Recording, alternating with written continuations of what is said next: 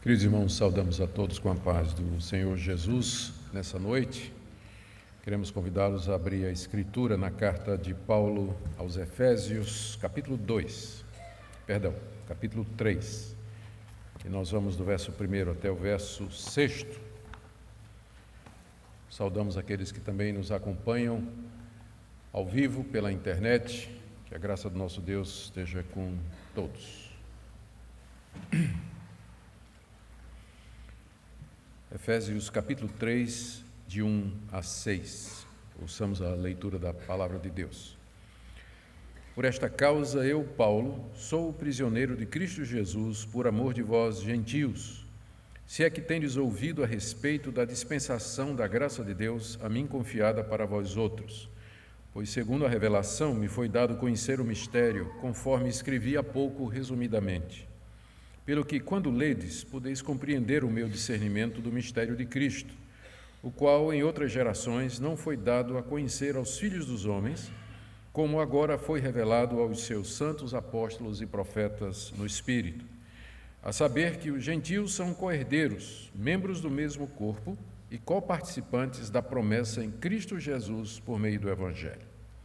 Até aqui, queridos, a leitura da palavra de Deus. O texto continua, mas aqui o apóstolo Paulo, do 7 ao 13, ele já muda um pouco de assunto. Ele vai falar sobre o seu ministério, que é o que vai nos ocupar, se Deus quiser, no próximo domingo. Hoje nós vamos ficar no texto que nós lemos, onde Paulo fala do mistério de Cristo. Vamos orar mais uma vez, pedindo a iluminação do Espírito Santo. Ó Senhor, estamos diante da Tua palavra tão rica, tão profunda, inesgotável, porque inspirada por Ti, e pedimos a iluminação do Teu bendito Espírito para compreendermos as maravilhas que estão aqui reveladas. Nós pedimos que o Senhor não somente ilumine o nosso entendimento, mas incline o nosso coração a obedecer aquilo que o Senhor nos mostrar. Nós queremos rogar as Tuas bênçãos para cada pessoa que está aqui nessa noite, aqueles que nos acompanham através da transmissão. Dá ao Teu povo a Tua graça. Oramos também pelas demais igrejas onde Tua palavra está sendo ensinada nessa noite, que o Senhor queira usar para fazer o Teu propósito aqui nesse mundo. É o que nós Te pedimos em nome de Jesus. Amém. Meus irmãos, nós já temos visto na nossa série de mensagens na carta aos Efésios que uma das razões pelas quais Paulo a escreveu foi explicar por que ele estava preso, uma vez que havia acusações contra ele feitas pela liderança judaica e que haviam sido recebidas pelos romanos. Paulo estava preso, havia todas estas acusações e era preciso que uma explicação fosse dada. E com isso, animando assim os corações dos seus leitores, ele poderia dar esta explicação. Aqui no capítulo 3, ele dá o motivo da sua prisão, que é pregar o mistério de Cristo. Ele estava preso não como malfeitor, ou como quem tivesse cometido algum crime, mas ele estava preso exatamente por proclamar aquilo que ele denomina aqui de o mistério de Cristo, ou seja, que judeus e gentios estão unidos num só corpo, que é a igreja, e que os gentios, os não-judeus, os efésios, eles participavam das mesmas bênçãos dos judeus sem precisar da circuncisão ou de guardar a lei de Moisés. Esse é o mistério que Paulo diz, pela pregação do qual ele se encontra preso. Foi exatamente essa mensagem, essa parte da mensagem do apóstolo Paulo, que os judeus em geral rejeitaram. Quando Paulo estava... Se você lê o livro de Atos e conhece o livro de Atos, você vai lembrar alguns episódios em que Paulo começa a falar aos judeus a respeito de Cristo como sendo o Messias. Até aí está tudo bem. Quando ele começa a dizer que em Cristo Jesus os não-judeus também são perdoados e salvos e que eles agora fazem parte do corpo de Cristo juntamente com os judeus crentes, aí a situação muda. Os judeus ficavam furiosos porque eles não podiam conceber que a graça de Deus e a misericórdia de Deus fosse estendida além das fronteiras de Israel. Eles se consideravam como o povo eleito, exclusivo de Deus, e o único povo que haveria de herdar a salvação. A mensagem de que os não-judeus eles também estavam incluídos nas promessas messiânicas, nas promessas feitas a Abraão. Isso deixava os judeus em polvorosa. E essa foi a razão pela qual eles perseguiam o apóstolo Paulo e a razão pela qual levantaram falsas acusações contra ele de sedicioso, de insubordinado contra o próprio imperador, e essa era a razão pela qual ele se encontrava preso. Aqui ele começa então esse capítulo 3, expondo o mistério de Cristo pelo qual ele está preso, que é o texto que nós lemos, de 1 a 6. E daí ele vai explicar do 7 até o final, até o 13, o seu ministério, como Deus o levantou para anunciar esse mistério de Cristo, razão pela qual as suas cadeias. Hoje o nosso tempo só permite vermos essa primeira parte em que Paulo vai explicar o mistério de Cristo, mas como eu disse, próximo domingo, se Deus quiser, nós veremos o que ele fala do seu ministério, que era anunciar aos gentios o mistério de Cristo. Vejamos então o que é que ele nos diz. São 4 declarações ou 4 pontos nesses versículos a respeito do mistério de Cristo. Primeiro, o mistério de Cristo era a causa da sua prisão. Veja o verso 1. Por esta causa, eu, Paulo, sou o prisioneiro de Cristo Jesus por amor de vós, gentios. Aqui, Paulo havia começado a orar pelos efésios. A palavra sou, que você está vendo aí no verso 1, ela não está no original grego. No original grego está dizendo assim: por essa causa, eu, Paulo, o prisioneiro de Cristo, por amor de vós, gentios, se é que tendes ouvido. Por essa causa, eu, Paulo, veja o verso 14, por essa causa me ponho de joelhos diante do Pai. Ele começou a orar, se apresentou como prisioneiro de Cristo, e isso o levou a fazer uma longa digressão sobre o fato dele ser prisioneiro de Cristo. E aí ele recomeça a oração no verso 14. Então, o que você tem do verso 1 até o verso 13, na verdade, é um parênteses. Onde o apóstolo Paulo ele está explicando a apresentação que ele faz de si mesmo. Eu, Paulo, prisioneiro de Jesus Cristo. E aí ele explica a sua prisão, explica o motivo, e aí retoma a oração no verso 14, quando ele então se põe de joelhos diante do Pai e intercede pelos efésios. Então foi isso que disparou essa digressão, foi isso que o levou. Ele se apresenta, veja aqui no verso 1, como sendo prisioneiro de Cristo Jesus. Não é que ele estava preso por causa de Cristo Jesus, mas ele era o prisioneiro de Cristo Jesus. Ele não era prisioneiro dos judeus, ele não era prisioneiro dos romanos, mas ele é prisioneiro de Cristo Jesus. Com isso ele está dizendo: eu estou aqui na prisão por vontade e determinação daquele que está acima, inclusive do Império Romano. Eu sou prisioneiro de Cristo. É ele que está me retendo aqui. Eu estou aqui na cadeia, na prisão, por vontade dele. Por vontade dele. Embora, é claro, a instrumentalização nisso tenha sido a traição dos judeus e a cooperação das autoridades romanas. Mas Paulo se considera como prisioneiro de Cristo Jesus, aquele que está acima de todos os poderes desse mundo. E aí sim, a razão pela qual ele era um prisioneiro de Jesus Cristo está no final do verso 1, por amor de vós, gentios. Os efésios, não judeus, haviam recebido, através do apóstolo Paulo, a mensagem do Evangelho, mensagem que dizia: vocês são participantes da bênção que Deus deu a Abraão, da salvação que Deus prometeu. Por isso Paulo estava preso, por amor aos gentios, por causa do amor que ele havia demonstrado aos não-judeus, anunciando o Evangelho para eles. Essa era a causa da sua prisão, e não por algum mal feito que ele teria cometido. Essa foi a missão que Deus havia dado para ele. Veja o verso 2. Se é que tendes ouvido a respeito da dispensação da graça de Deus a mim confiada para vós outros. Várias vezes na nossa tradução aparece essa expressão se é que, e existe esse condicional, esse se, ele pode ser traduzido de duas maneiras, vai depender do tempo do verbo, que vem logo em seguida. Ele pode ser traduzido como uma condicional de fato ou uma condicional de dúvida. Eu não estou querendo trazer gramática aqui para vocês, mas isso é muito importante, porque faz todo sentido, muda tudo aqui. Porque veja só, isso aqui não pode ser uma condicional de dúvida. Se é que vocês ouviram falar de que Deus me fez apóstolo dos gentios, porque é claro que os efésios tinham ouvido falar. Paulo esteve lá pregando o evangelho. Isso aqui é uma condicional de fato. Aquela frase que Paulo diz, se Deus é por nós, quem será contra nós? Na verdade ele está dizendo, já que Deus é por nós, quem será por nós? E aqui esse se é exatamente isso, já que vocês ouviram, ou pressupondo, ou assumindo que vocês sabem que foi Deus que me colocou nessa missão. Tanto é que as versões mais modernas, como a NVI, a nova tradução na linguagem de hoje, ela já traz isso. Certamente vocês sabem, ou então vocês já sabem, que Deus me colocou nessa posição. Esse se aqui, Paulo não está colocando dúvida, até porque aí fica complicado, né? Ele pregou o evangelho aos Efésios. Como é que ele está dizendo agora? Se é que vocês ouviram que eu sou o pregador, que Deus me levantou para ser o apóstolo dos gentios. Então não há dúvida aqui. Na verdade, é uma declaração que Paulo faz para reforçar o que ele disse. Ele disse, eu estou preso aqui por amor de vocês.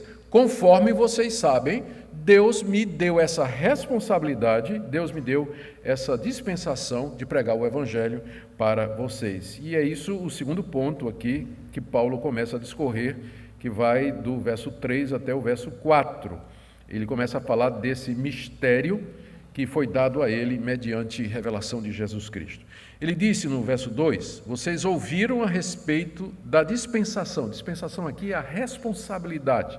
Vocês ouviram falar da responsabilidade que pela graça de Deus me foi confiada com relação a vocês. E que responsabilidade foi essa que Deus confiou ao apóstolo Paulo com relação aos gentios? É o que ele vai explicar aí nos versos 3 e 4. Segundo uma revelação, me foi dado conhecer o mistério, conforme escrevi há pouco, resumidamente, pelo que quando ledes, podeis compreender o meu discernimento do mistério de Cristo. Aqui ele explica o que é que Deus lhe confiou, qual foi essa responsabilidade e essa dispensação. Ele diz que recebeu isso através de uma revelação. Está aí? No verso 3, segundo uma revelação me foi dado conhecer o mistério. Paulo está se referindo, sem dúvida, à experiência que ele teve no caminho de Damasco. Quando ele estava indo para aquela cidade, prender os cristãos, trazê-los amarrados para Jerusalém, submetê-los a julgamento e até morte, como foi o caso de Estevão, Atos capítulo 7. No caminho para Damasco, uma luz brilhou do céu e Paulo ouviu uma voz que dizia, Saulo, Saulo, por que me persegues? E ele perguntou, quem és tu, Senhor? Eu sou Jesus, a quem tu persegues. Levanta-te, porque eu vou te mandar para longe e eu vou te mostrar o quanto você deve sofrer pelo meu nome.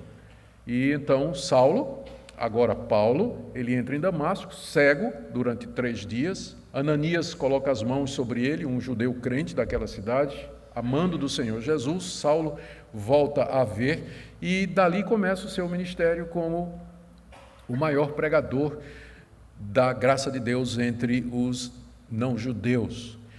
Então, foi ali naquele momento, na estrada de Damasco, quando Cristo lhe apareceu em glória, com o corpo da sua ressurreição, que Paulo entendeu que aquele que ele estava perseguindo, na verdade, era de fato o Messias, era o Filho de Deus, e que ele havia ressuscitado de entre os mortos.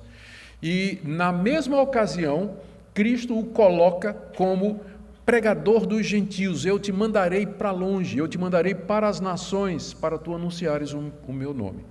Então, foi naquele momento em que Paulo teve essa revelação. Me foi dado conhecer esse mistério através de uma revelação. Deus ali se revelou seu plano secreto e lhe deu entendimento para que ele compreendesse as escrituras do Antigo Testamento, com as quais ele estava perfeitamente familiarizado, uma vez que ele era um rabino, instruído nas escrituras, na lei de Moisés, nos profetas, nos livros históricos, mas nunca entendeu o significado de tudo aquilo que ele sabia de cor e salteado no Antigo Testamento. Deus agora como que tira o véu do rosto daquele fariseu e diz, tudo isso que você conhece, que você leu e que você aprendeu sua vida toda, o Antigo Testamento todo fala de mim, Jesus Cristo, a quem você está perseguindo. Então, mediante uma revelação, Deus abriu o entendimento de Saulo de Tarso, lhe deu conhecimento desse mistério que estava oculto anteriormente e o constituiu para ser pregador entre os gentios. O que Deus revelou a Paulo não foi somente que Jesus Cristo era o Messias, mas que através do sacrifício de Cristo e da morte de Cristo, os não-judeus também são contemplados por Deus e eles são igualmente perdoados, exatamente como os descendentes de Abraão. Esse aqui é um mistério, é isso que Paulo chama de um mistério de Cristo. É o mistério de Cristo que lhe foi revelado. E ele diz aqui, final do verso 3, primeiro ele diz: segundo a revelação me foi dado conhecer o mistério, conforme escrevi há pouco resumidamente.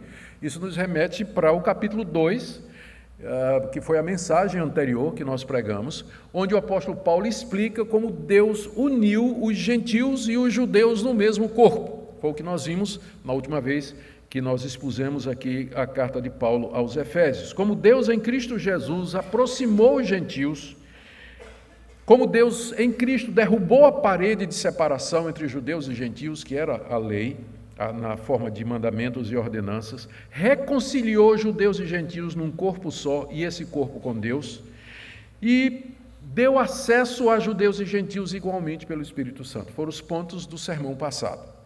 E é esse o mistério de Cristo, que os gentios participam junto com os judeus crentes daquelas bênçãos que foram prometidas. Paulo diz que ele tinha escrito isso resumidamente. E de fato é resumidamente, porque o tratamento mais longo que ele dá é na carta aos Romanos. Nos capítulos 9, 10 e 11, particularmente de Romanos, Paulo expande essa questão da entrada dos gentios na igreja, no corpo de Cristo, no povo de Deus, e respondendo uma série de indagações: como é que fica Israel então? Para que serve a lei? E a circuncisão? Como é que fica agora? Ainda resta um espaço no plano de Deus para a nação de Israel? Tudo isso ele trata detalhadamente, capítulos 9, 10 e 11 de Romanos. Por isso que ele diz aqui, eu escrevi resumidamente aqui. De fato é resumido, mas não é tão resumido que os seus leitores não pudessem perceber a profundidade do conhecimento de Paulo, como ele diz no verso 4, pelo que quando vocês lerem essa carta aos Efésios, quando vocês lerem isso, vocês vão compreender o meu discernimento do mistério de Cristo. Escrevi resumidamente, mas o suficiente para que vocês vejam o quanto eu conheço isso, quanto de fato Deus me deu entendimento. Por que Paulo precisa dizer isso? Porque ele acabou de dizer que ele está preso exatamente por conta dessa verdade. E que essa verdade é uma verdade que lhe foi dada por revelação. Deus lhe abriu os olhos para ver isso. E que essa verdade está em conformidade com o Antigo Testamento, com tudo que foi dito pelos profetas, pela lei, por Moisés. E que isso pode ser facilmente verificado pela compreensão que Paulo demonstra quando ele explica isso, que é o capítulo 2. Que nós, como eu disse, nós já vimos. No capítulo 2 ele faz essa explicação. Ele diz que se você lê isso aí, você vai perceber como eu compreendo o mistério de Cristo, como Deus de fato me revelou essa verdade. Isso era suficiente para que os efésios percebessem isso. Esse é o segundo ponto, então. O primeiro ponto foi, Paulo estava preso por causa do mistério de Cristo. O segundo ponto foi que esse mistério foi dado a conhecer, revelado a Paulo, através de descobrimento do Espírito Santo, revelação do Espírito Santo. E o terceiro ponto é esse aqui, no verso 5, que esse mistério estava oculto nas gerações anteriores. Verso 5, mistério, final do verso 4, vocês podem compreender o meu discernimento do mistério de Cristo, o qual aqui é o mistério de Cristo, em outras gerações não foi dado a conhecer aos filhos dos homens, como agora foi revelado aos seus santos apóstolos e profetas no Espírito. O que ele está dizendo aqui é que essa verdade de que os gentios participam das bênçãos de Deus prometidas aos judeus, sem as obras da lei, sem circuncisão, sem a dieta religiosa dos judeus, sem guardar o calendário sagrado dos judeus, isso era alguma coisa que não havia sido revelada. No Antigo Testamento nós encontramos várias menções dos profetas de que um dia os gentios viriam para o Messias de Israel. Isaías fala disso, Miqueias fala disso, Oséias fala isso, Amós fala isso.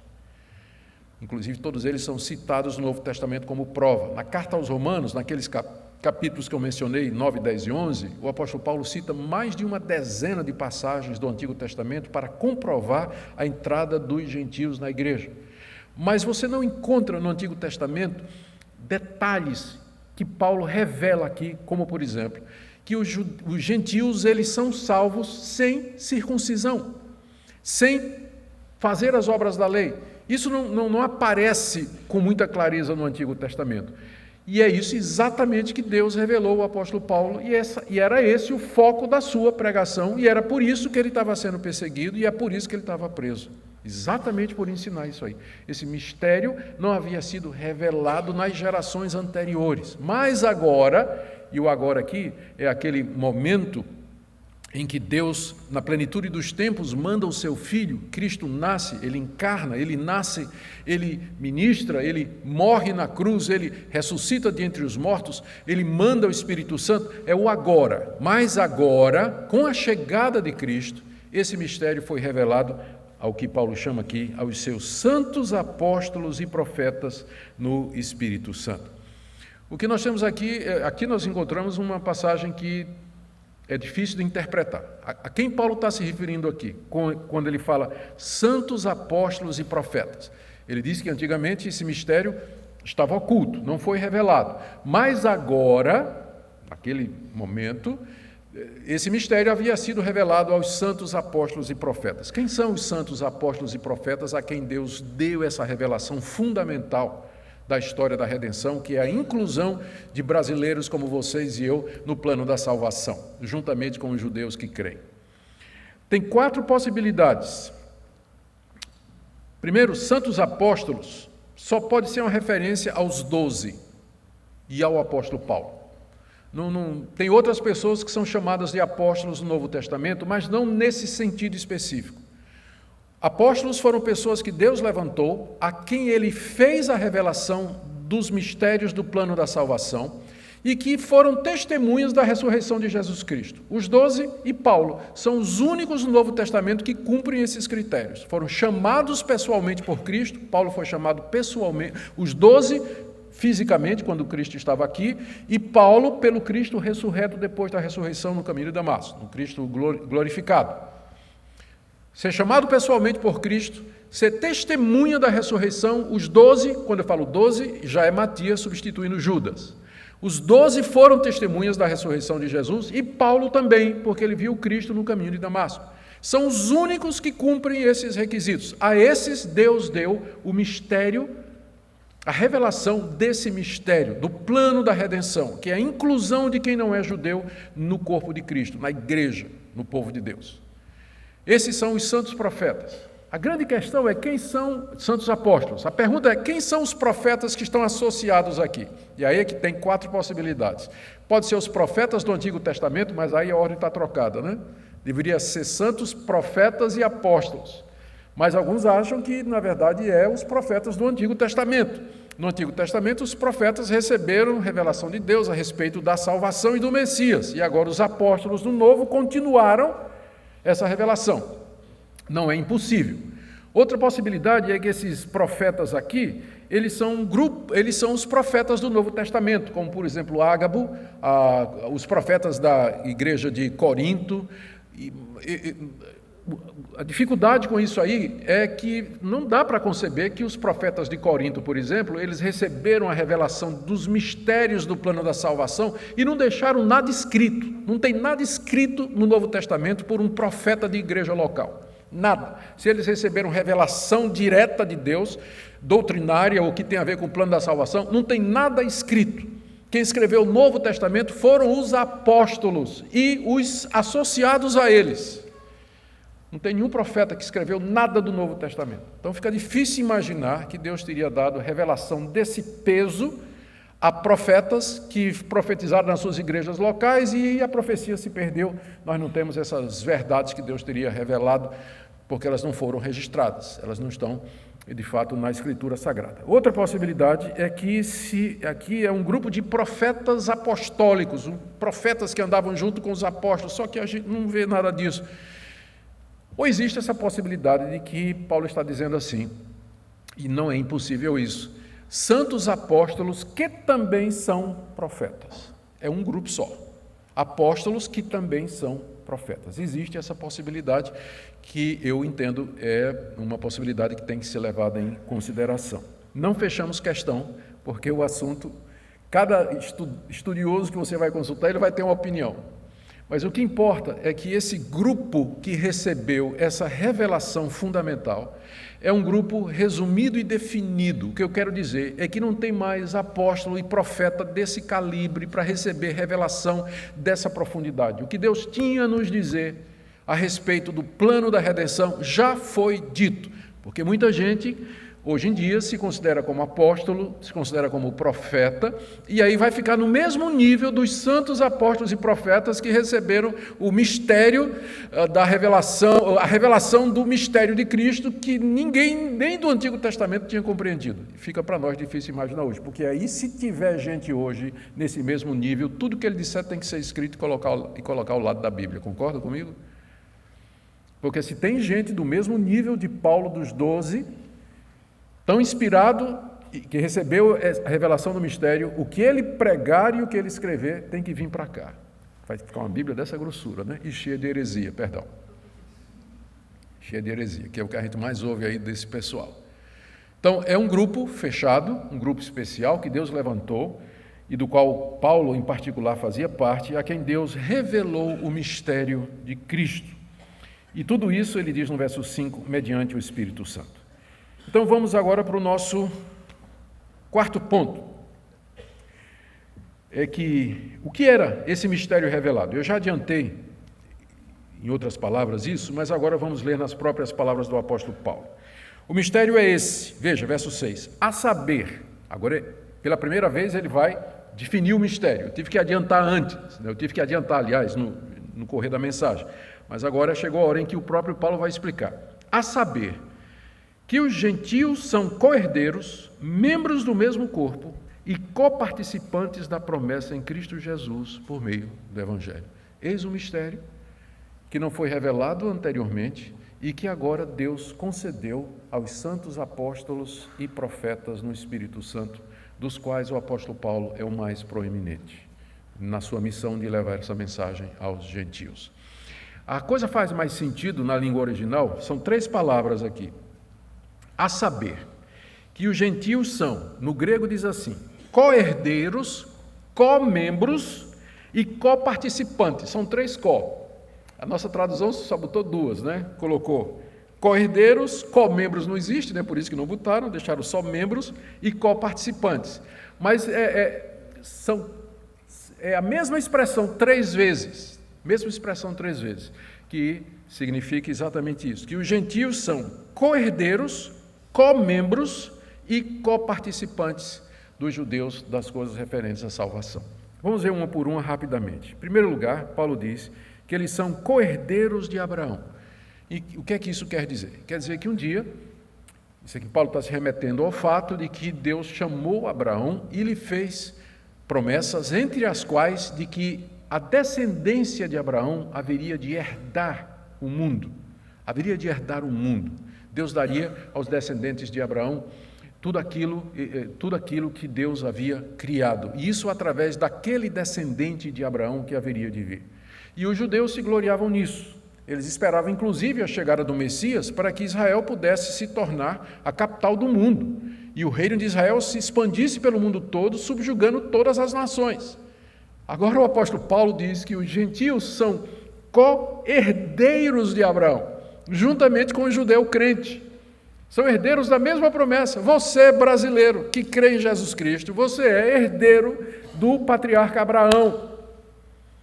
Sem precisar se circuncidar, virar judeu, seguir as normas da lei, todas as requisições do cerimonial judaico. Esse é o mistério de Cristo, que nós somos co-herdeiros, juntamente com os judeus crentes, das promessas feitas a Abraão. Segundo, nós somos co-membros do mesmo corpo. Que corpo é esse? No Antigo Testamento, a nação de Israel, o povo de Deus, o povo escolhido, e de entre a nação de Israel havia o remanescente fiel, o verdadeiro judeu, aquele que cria, porque não porque era descendente biológico de Abraão, que era um verdadeiro judeu. Na verdade, a nação de Israel, na sua maioria, sempre rejeitou os profetas, quebrava a lei, ia atrás de outros deuses. A gente vê a luta dos profetas de Deus no Antigo Testamento, reclamando do povo de Deus, da descendência de Abraão. Lê o começo de Isaías, Amós, quem seguiu a série de Amós que nós pregamos aqui, como o profeta Amós denunciava a hipocrisia, a idolatria e imoralidade do povo judeu. Mas tinha judeu crente, tinha judeu que era fiel, que era temente a Deus. Aquele era o verdadeiro Israel. E nós que cremos em Jesus Cristo, somos co-membros com eles do mesmo corpo. Participamos da mesma instituição. Que instituição é essa? A Igreja de Deus. A Igreja de Deus. No Antigo Testamento, ela estava dentre os judeus, e era feita daqueles judeus piedosos, tementes a Deus, como Samuel, como Davi, como os juízes, como os profetas, como Abraão, Isaque e Jacó, os patriarcas. E no Novo Testamento ela inclui agora também, não só aqueles judeus que se converteram, como o próprio Saulo, como os 12 discípulos de Cristo, como aquela multidão no dia de Pentecostes, que eram todos judeus, mas agora também os não-judeus. Eles participam do mesmo corpo, que é a igreja. Eles são co-herdeiros, são co-membros e co-participantes, terceiro lugar, da promessa em Cristo Jesus por meio do Evangelho. Porque Deus prometeu a Abraão: em ti serão benditas todas as nações da terra. Essa promessa significava que através daquele que viria de Abraão, Deus haveria de abençoar todas as nações com a vida eterna, perdão de pecados, reconciliação, a imortalidade e a ressurreição dos mortos. Essa é a promessa que Deus fez. E nós somos co-participantes dessa promessa. Não são somente os filhos de Abraão crentes, mas nós, brasileiros, vivendo 2000 anos depois que tudo isso foi dito, nós igualmente participamos da promessa que foi feita a Abraão de vida eterna e perdão mediante o Messias. Esse mistério, como eu disse, ele não tinha sido revelado no Antigo Testamento, mas agora, não com essa clareza e profundidade, mas agora ele vem com toda clareza. O que Paulo quer dizer com isso esse é o motivo pelo qual estou preso.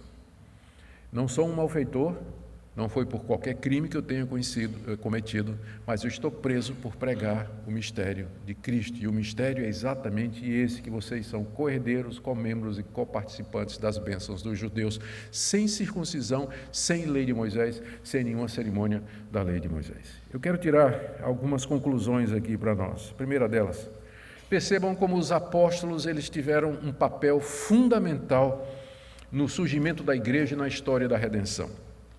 Foram eles que receberam, junto com os profetas do Antigo Testamento, a revelação fundamental de Deus a respeito do seu projeto salvador aqui na humanidade, de unir em Cristo Jesus judeus e gentios, todos os povos mediante a fé, abolindo as distinções que ele mesmo havia instituído no período inicial, no Antigo Testamento. Foram os apóstolos que receberam essa revelação e eles registraram isso. Paulo está aqui registrando isso, ele está registrando essa revelação aqui. Pedro também fez isso, João também fez isso, Mateus também fez isso. Mateus também fez isso. Então, veja a importância desse grupo distinto de pessoas. A consequência é que nós podemos afirmar com muita segurança que não há mais apóstolos hoje nesse sentido.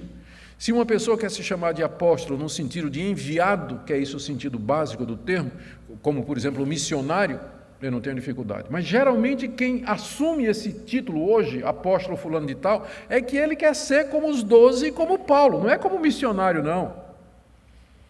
E nós achamos que isso é uma apropriação indevida de um título, de uma função e de um cargo limitado, num período específico da história da revelação, a quem Deus concedeu privilégios que não deu a mais ninguém e que registraram infalivelmente, inspiradamente, aquela revelação que Deus lhe deu. Nós não temos mais apóstolos hoje, mas nós temos os escritos dele. Por que é que eu preciso de apóstolo hoje? Eu abro aqui, eu tenho Paulo. Eu abro aqui, eu tenho Pedro, tenho João, tenho Mateus. Tenho aqueles que andaram com os apóstolos como Marcos e Lucas.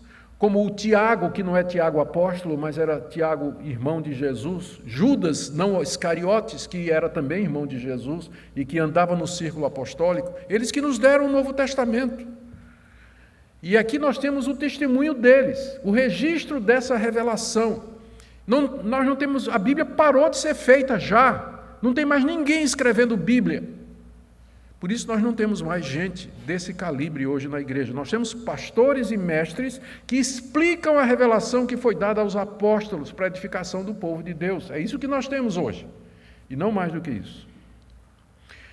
Segunda coisa, a revelação de Deus é progressiva. Notou isso? É uma implicação que a gente pode tirar do que viu aqui. Ele diz que isso não foi revelado nas gerações anteriores, mas foi revelado agora. Então percebe-se que Deus não revelou tudo de uma vez só. Mas a revelação ela foi dada gradativamente. Gradativamente Deus foi revelando a sua vontade, seu querer e seu plano. Isso não significa que as etapas finais da revelação contradizem as anteriores. Não existe contradição. Mas o que existe é uma expansão e uma complementação. Os apóstolos construíram em cima da revelação que os profetas do Antigo Testamento receberam. Eles estão o tempo todo dizendo isso. Tanto é que eles citam. Isaías disse assim, Oséias disse assim, nos Salmos está escrito, Moisés falou isso. O Novo Testamento tem centenas de referências ao Antigo Testamento, exatamente porque os autores do Novo Testamento não se viam não como escrevendo coisa nova, mas como sendo os continuadores daquilo que já tinha sido dito no Antigo Testamento, complementando, expandindo, explicando, trazendo mais luz. Então, há um processo de revelação crescente e progressivo na Bíblia. Por isso que é necessário, aqui vem meu ponto, que nós leamos a Bíblia toda. A gente enfatiza muito o sola escritura, como sendo um dos lemas da Reforma Protestante, mas os reformadores também tinham outro lema, tota escritura, a escritura toda. Você não pode pegar só uma passagem, você tem que ver as passagens que vêm antes, para que você entenda uma determinada passagem do Novo Testamento, você tem que ver a sua origem no Antigo Testamento. E para que você entenda o Antigo Testamento, você tem que ler à luz do Novo. O Antigo Testamento, o Novo Testamento se esconde no Antigo Testamento e o Antigo Testamento se torna claro no Novo. Nós precisamos dos dois, tem que ler a Bíblia toda. Você não pode ser cristão de caixinha de promessa. Eu nem sei se hoje ainda tem, mas eu me lembro, quando era recém-convertido, que era muito comum aquelas caixinhas de promessa. Sabe como é aquelas caixinhas de plástico, que tem um monte de versículo assim, e a gente acorda de manhã, abre e tira um assim. O que é que Deus tem para me dizer hoje? A Bíblia não é para ser lida assim, ela é para ser lida como um todo.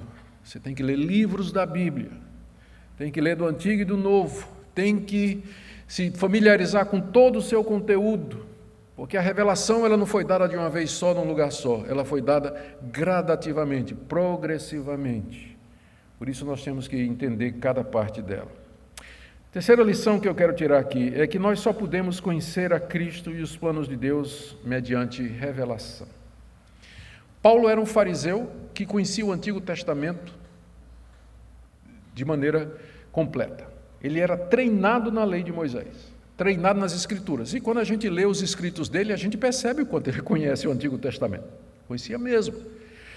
Mas ele leu, estudou e não entendeu. Ele não viu que o Antigo Testamento todo estava apontando para o Messias pendurado na cruz e ressurreto ao terceiro dia. Ele não contava com isso. Foi necessário que Deus abrisse o entendimento dele para que ele pudesse compreender. Embora hoje nós não tenhamos mais revelação nesse sentido, mas nós temos iluminação. É isso que o Espírito Santo faz. Ele ilumina o entendimento para que você perceba e reconheça a Cristo, as promessas de Deus e a vontade de Deus através das Escrituras. Você quer saber qual a vontade de Deus para a sua vida? Ela está aqui. É através da Escritura que Deus nos fala, mediante iluminação do nosso entendimento. Você pode ser um estudioso, você pode ser alguém versado nas línguas originais, teologia sistemática, em arqueologia, história, mas se Deus não iluminar o seu entendimento, você vai ser como muitos estudiosos que tem aí, que são absolutamente liberais, que nem acreditam em Deus, mas são peritos na literatura antiga, na literatura hebraica, semítica, conhece toda a geografia e história do Antigo Oriente, mas eles não têm um conhecimento salvador de Jesus Cristo. Isso somente mediante iluminação do Espírito Santo. Por isso não é somente você estudar a Bíblia, mas você orar e dizer: Deus, me faz compreender, abre os meus olhos para que eu veja isso que eu estou lendo aqui. Isso que eu estou lendo aqui. E por último, os verdadeiros descendentes e herdeiros de Abraão são os crentes em Jesus Cristo. Judeus e gentios, não há mais distinção racial. Eu falei na última vez que preguei aqui no capítulo 2, que é difícil você manter a distinção entre judeu e cristão, judeu e igreja, depois de você ler Efésios 2 e agora Efésios capítulo 3. Eu sei que tem queridos irmãos que acreditam assim, que Israel é um povo de Deus e que a igreja é outro povo de Deus. Alguns que são mais extremos, eles dizem que a igreja, na verdade, é o plano B de Deus. O plano A era a conversão dos judeus. Os judeus rejeitaram, Deus tirou o plano B da manga e mandou o evangelho para as nações. É difícil sustentar esse tipo de perspectiva depois de ler um texto como esse aqui. Co-membros, co-herdeiros e co-participantes.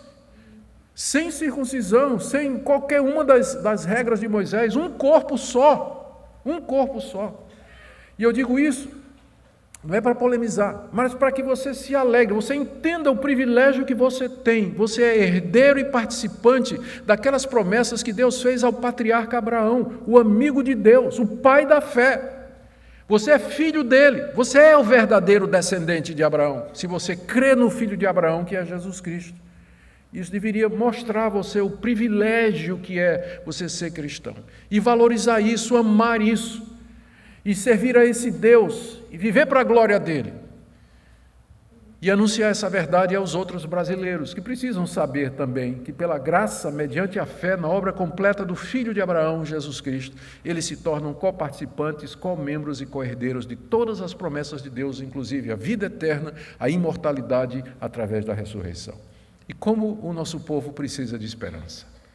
Que Deus abençoe cada um de vocês nessa noite, enche o coração de vocês de gozo, de alegria, contemplando a profundidade do mistério de Deus em Cristo Jesus, que nos foi revelado através dos apóstolos e que você tem na sua Bíblia, está aí com você. Amém? Amém? Oremos. Pai querido, te damos graças porque na tua misericórdia quiseste nos revelar os mistérios da tua vontade. Te damos graças porque o Senhor nos amou e nos incluiu nas bênçãos de Abraão, que o Senhor chamou e com quem fez uma aliança. Te damos graças porque somos herdeiros dele. Senhor, nós queremos pedir que a tua palavra exposta nessa noite fale ao coração de cada pessoa aqui presente. Que o Senhor nos anime, encoraje.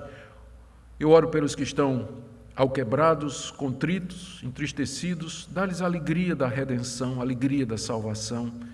Que o Senhor conforte os seus corações. Também oro pelos que estão afastados, pelos que já experimentaram um pouco desses mistérios, dessas verdades, sentiram o efeito do poder do Evangelho, mas vêm recalcitrando, talvez presos a hábitos pecaminosos. Nós oramos que o Senhor liberte, para que eles possam desfrutar plenamente do Evangelho. Ouve a nossa oração em nome de Jesus. Amém.